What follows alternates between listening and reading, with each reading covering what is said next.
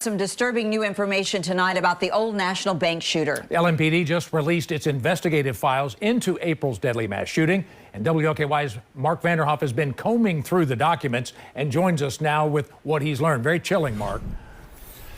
That's right, Rick, Vicky. First of all, in all of our reporting, I want to say that we have tried to put the emphasis on the victims and the heroes in this tragedy and not give the shooter the platform that he wanted. I'm going to say his name just once. Connor Sturgeon was 25 years old, and his journal writings give us new insight into what led him down this horrible path.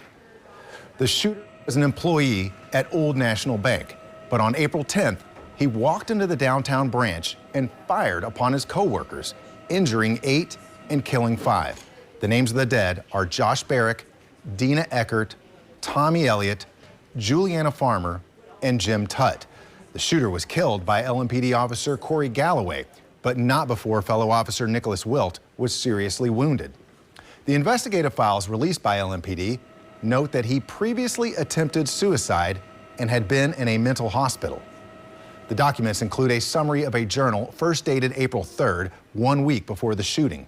He writes about his struggle with depression and how he is unable to escape it, as well as perceived problems with the world, such as access to guns and the lack of mental health care. The next day, he writes about the ease of buying an assault rifle, saying, "I have decided to make an impact. These people did not deserve to die." On April 9th, the day before the shooting, he wrote, "Something snapped Monday," and notes he has everything planned out.